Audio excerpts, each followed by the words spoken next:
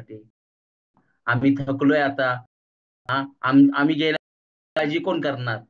मला खऱ्या अर्थाने डोळ्यातून पाणी पण येते. पण खऱ्या अर्थाने आई आई आई आई बापाशी म्हणजे कोणीच नाही आई बापाशी.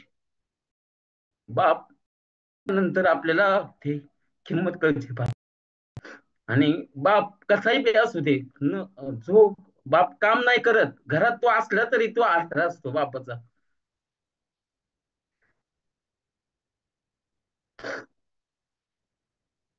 आणि खरंच मी सगळ्यांना विनंती करतो की वडिलांची काळजी घ्या.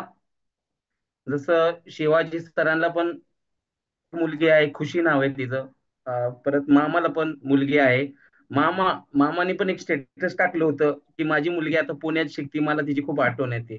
मामा पण मुलीला भेटायला जातात. ते म्हणजे खरं बाप हा खरंच काळजी करणार नसतो. रागवतो, रागवतो, मारतो, पण काळजी खूप Whenever I करतो. had ज्यांचे वडील असतील खरं त्या वडिलांना शेवटपर्यंत सांभाळा आणि खरं त्यांना आधार द्या. काही असू दे, वडील घरात असेल तर त्यांना प्लीज कृपया करून त्यांना चिडू नका, त्यांना आधार द्या.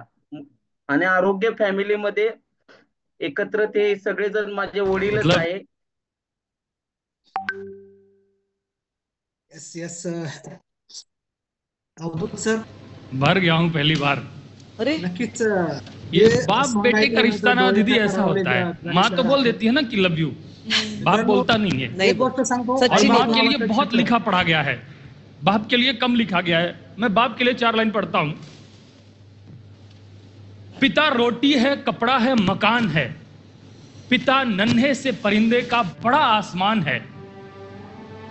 पिता रोटी है, कपड़ा है, मकान है, पिता नन्हे से परिंदे का बड़ा आसमान है। पिता है तो घर में प्रतिपल राग है, पिता से माँ की चूड़ी, बिंदी और सुहाग है। पिता है तो बच्चों के सारे सपने हैं, पिता है तो बाजार के सब खिलौने अपने हैं।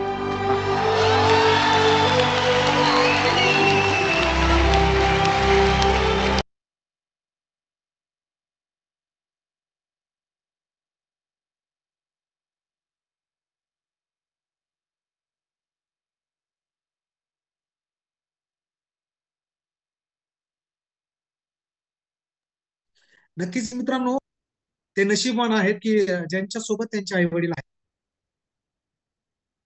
तर अजून सुद्धा वेळ गेलेली नाही.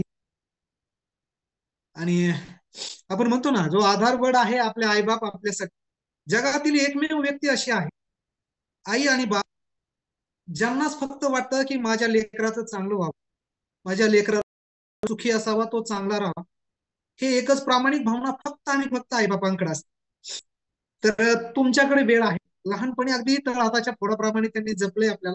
आता वेळ तुमच्याकडे आहे, संधी आहे, सगळ्या गोष्टी तुमच्याकडे आहेत. फक्त सकस संतुलित आहार आपल्याला नाही खायचं, तर आपल्या आईबापांना पण द्यायचंय. कारण लहानपणी त्यांनी जी काळजी घेतली ती काळजी आपल्याला घ्यायची. आणि नशिबान ती लोक आहेत, आता तुम्ही तुमच्या आईबापांसोबत आहात, तुमचे आई वडील आहेत. ज्यांना आई वडील नाहीत त्यांना ह्याचं दुःख आहे. आणि नक्कीच डोळ्याच्या कडा पाणवलेल्या आहेत. कारण आता आजारी पडल्यानंतर काय